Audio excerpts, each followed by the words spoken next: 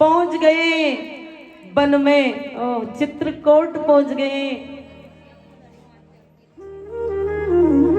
और राम जी कैसे थे? चित्रकूट पहुंचे ऋषियों के यहाँ, तो ऋषि पत्नियों से कहा राम जी ने कि उन्होंने कहा कि हम क्या स्वागत करें तुम्हारा। तो मेरे राघवेंद्र सरकार ने एक ही बात कही कि हमें कुछ स्वागत नहीं चाहिए मेरी माताएं, हमारी गुरु माताएं, सिर्फ हम जिस रास्ते से गुजर कर आए हैं उस रास्ते को साफ करवा देना। हम जिस रास्ते से गुजर कर आए वो रास्ता साफ करवा देना। तो ऋषि पत्नियों ने कहा कि ये राघवेंद्र सरकार तुम आ चुके हो, फिर रास्ते से क्या लेना तुम्हें। तो मेरे राघवेंद्र सरकार ने कहा कि मैं तो गुजर चुका हूं, लेकिन मेरा अनुज, मेरा भाई भरत आए तो उसको कंकड़ ना चुपाए पैरों में। वो है प्रेम, वो है भाई। और आज के भाई बहकावे में कह देते कि दीवार कर दो, पर्दा लगा दो कि भाई का मुख नहीं देख पाओ। ये भाई, ये है भाई। और भरत जैसे भाई मेरी माताएं, भरत जी ने विदा ले ली वहां से भी, चित्रकूट से, और पहुंच गए। और वहां जाकर देखो लंका में पहुंच गए। मेघनाथ जी से वार्तालाप हो रहा है मेरे लखन लाल जी का। तो आज देखो मेरी माताएं, मेरी बहनें, क्योंकि दो के जन्म है यहाँ, राम विवाह हो चुका है। बस आज आपको थोड़ा विलंब हो जाए, मेरी भाभियां जरा सी और झांको ना इधर, ये बड़ी भाभी विराज रही है हमारे, देखो तो। और वो मैं आपसे ही कह रही हूँ, हाँ क्या बात हुई। तो थोड़े विलंब भी हो जाए तो मैं माफी चाहूंगी। इधर लक्ष्मण जी का और मेघनाथ जी का वार्तालाप हो रहा है, क्योंकि बड़ा ही। तो क्या कह रहे हैं मेघनाथ जी? हाँ, और इस मातृभूमि लंका गढ़ को हम नीचा नहीं दिखाएंगे, चाहे ये मस्तक चला जाए पर नहीं शरण में जाएंगे।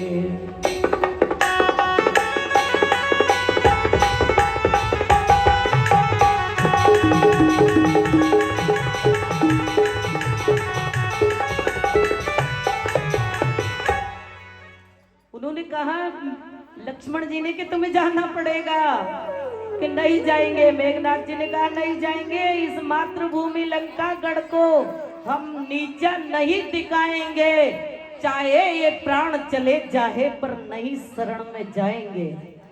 वाह। और लखन लाल ने समझा रहे कि जाना तो पड़ेगा।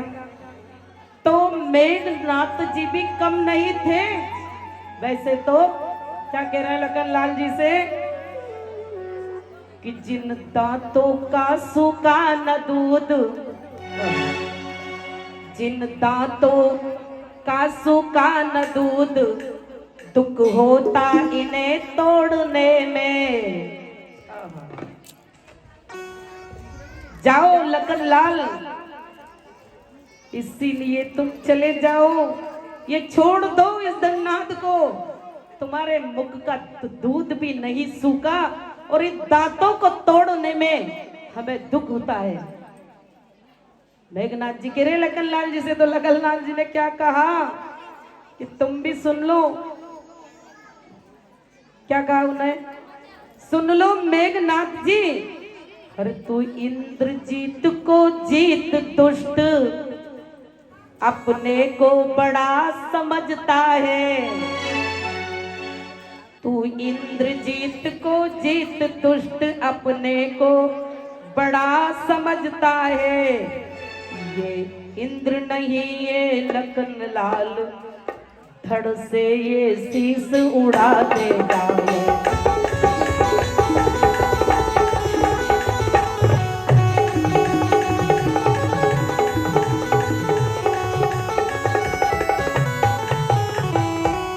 क्या कहा लखनलाल जी ने, सुन लो, इंद्रजीत जीता तो जीत लिया, तू बड़ा मत समझ दुष्ट।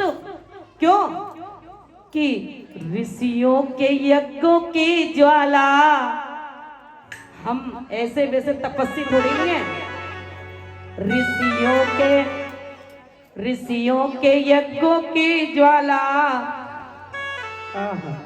हर बदला लेने को भड़की है। जो पिया दूध सुमित्रा का बाहों में आज उमड़ता है।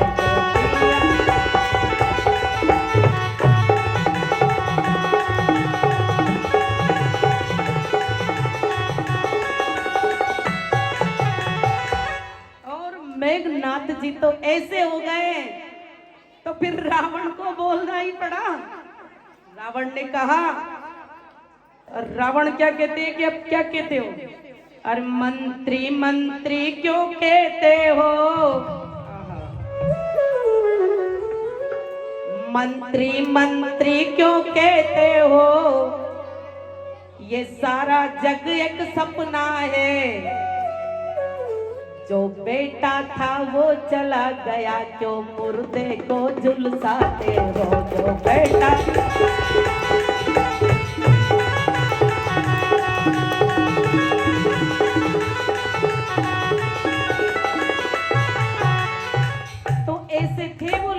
जी भी भाई हो तो ऐसा। और अब ये रामायण को यही विराम देने तो ये ऊपर आ जाएगी मेरे ऊपर। ये ना राम रावण का भी और सुग्रीव से मित्रता हो गई, रे हो गया रामायण पूरी। मेरे भाइयों, रामायण तो महीनों तक पूरी नहीं होती है। कभी कभी हम जैसा भगवान वो विधाता बनाएगा ना, तो मेरी माताएं तुम्हें रामायण भी सुनाएंगे। आई समझ में? हम हैं रामायण भी सुनाएंगे तब कहीं जाके। और जो रामायण पढ़ते थे ये मेरे भाई बेटे ना, कमल जी, सरपंच जी, ये रामायण से कहीं की चौपाई इनसे ये ऐसे रो रहे बैठ के भरत चरित्र सुनकर, क्योंकि वो जानते हैं। और मेरे भैया पिपलुटिया जी वो पढ़ते हैं रामायण और ये विराज रहे हैं। ये सभी मेरे भाइयों से मैं निवेदन करती हूँ कि रामायण को बस यही विराम देंगे। सीता जी, राम, लखन, भरत, शत्रुघ्न, चारों भाइयों को मिलवा दिया मेरे प्रभु ने। और देखो, रावण भी इतना बलशाली था, कोई छोटा मोटा नहीं था, लेकिन वो मजबूर था। राम और रावण का युद्ध चल रहा, तो रावण ने कहा था राम जी से, सुनना कि मेरे पास धन है, बल है और मैं इतना ताकतवर हूं, मैं तुम्हें हरा सकता हूं।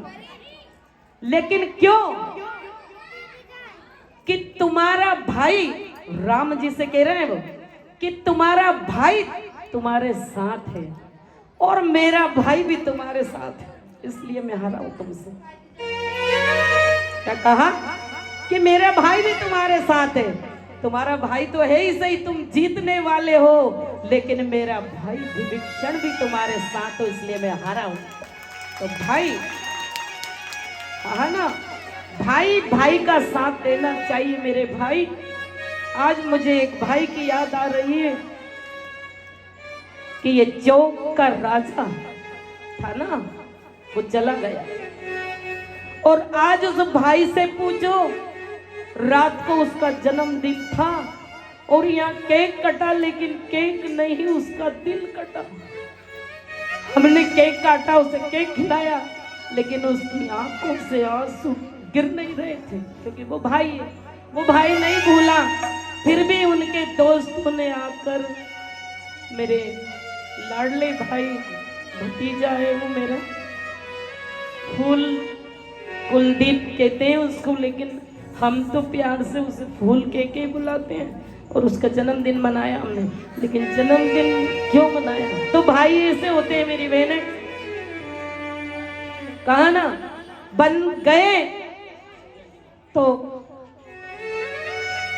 भाई में कभी बिष्ठा मत पाड़ना मेरी माता है। तो दोरानी जेठानी अगर झगड़ा भी कर लेना तो उन भाइयों तक मत पहुंचाया करो।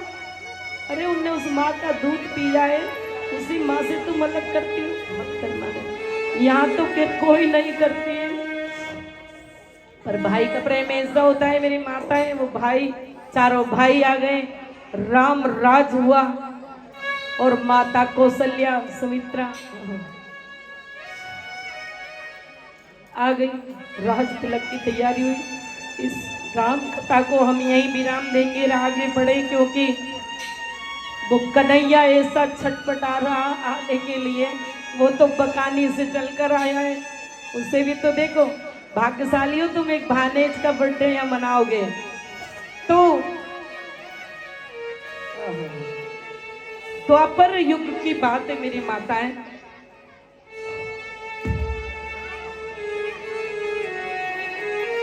वसुदेव देवकी का विवाह हुआ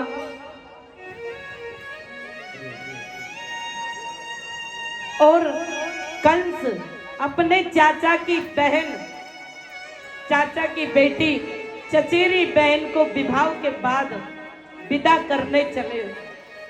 और जैसे ही बहन को,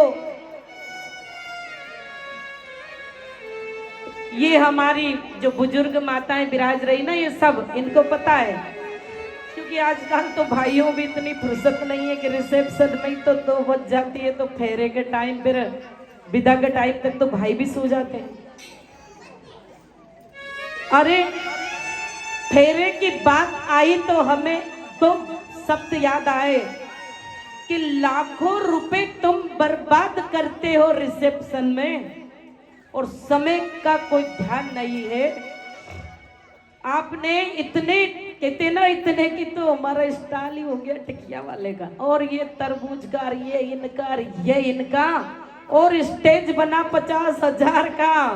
और पंडित जी ने पूरी रात जगे। पंडित जी को तो जब ही आना पड़ा कि फेरे पड़वाने। पंडित जी ने भंवर पड़वाई और कही कि दक्षिणा दे दो। तो जो बेटे थे ना दूल्हा दुल्हन के पास, एक दूसरे को देख रहे कि क्या दे पंडित जी को। पंडित जी ने कही 500 दे दो, 1100 दे दो। तो उठ के जाएगी दूल्हे की मम्मी और पापा को बुलाएगी। अरे धिक्कार है तुम्हें। अरे जो जन्म जन्म के बंधन बांध रहे हैं तुम्हारे लिए, उनको सारा घर इकट्ठा होकर कहेंगे कि पंडित जी को क्या दे। अरे पंडित जी तो लूटे रहे, लूटते हैं, दे दो।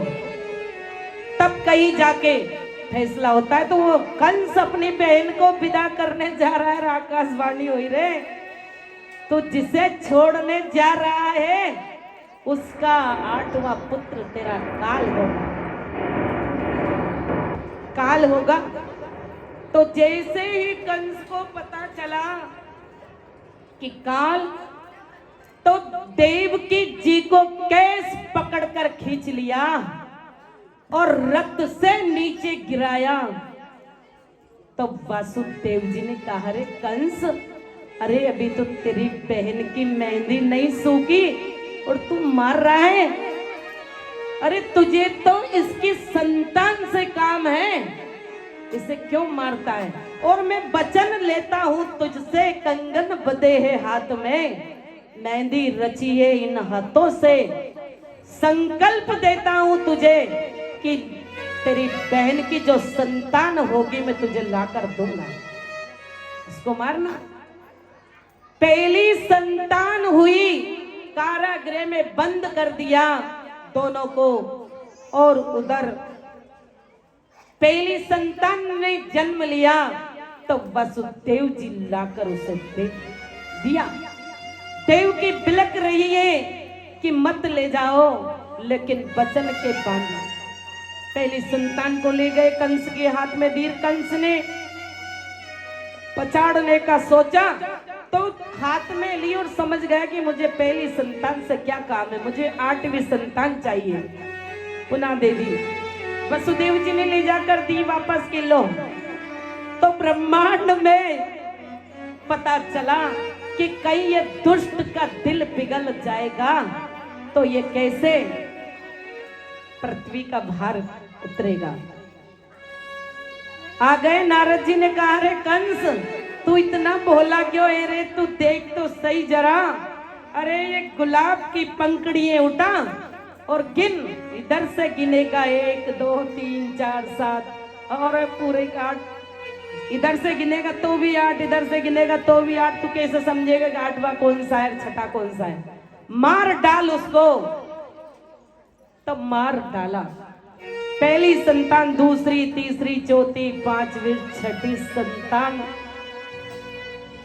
ओहो 7वीं। तो मेरे कान्हा ने कहा, योग माया से की जा, अंदर ही अंदर योग माया जाकर और रोहिणी जी के गर्भ में स्थान दे। क्यों? योग माया आ गई तो कंस को पता चला कि देवकी के 7वीं संतान का है। तो वासुदेव जी ने कहा कि गर्भपात हो। उधर रोहिणी जी के गर्भ में, क्योंकि जब मेरे राघवेंद्र सरकार ने कहा था, भैया मेरे अनुज आज तुम छोटे हो पर हम भी छोटे बनेंगे। 8वीं संतान की तैयारी हो रही है और मेरे कान्हा जब माता के उदर में आए ना, तो उस काल कोठरी में सूर्य की किरणें ऐसा उजाला उस गर्भ में हुआ कि अंदर ही अंदर देवकी जी मग्न होने लगे। और बाबा वसुदेव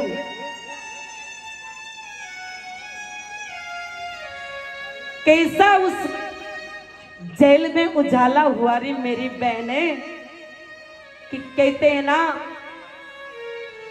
कि अंधेरे घर में अगर दीपक लगा दो, 100 दीपक लगा दो तो कुछ नहीं होगा, और कहीं एक झरोका है और उसमें सूर्य की किरण आई तो जगमगा जाएगा रे मेरी माता है।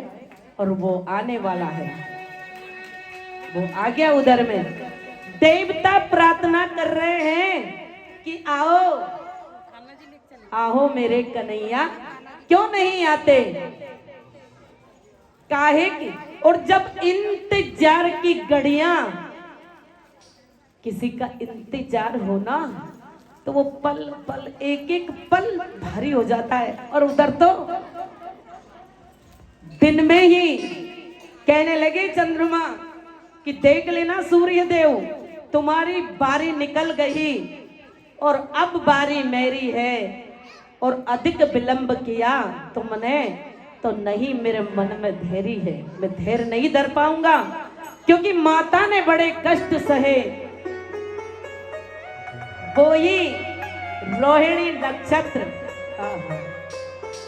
और भादों की रात अंधियारी, अष्टमी का दिन, ओहो वहां तो रामनवमी प्रसिद्ध थी और यहाँ जन्म अष्टमी। और देवता स्तुति कर रहे हैं मेरे कन्हैया की, तो आप क्यों बेटी हो ऐसी, आप क्यों नहीं करती हो? करो ना, करो तुम भी। और सुनिए, और सुनिए गोकुल नगरिया, आजा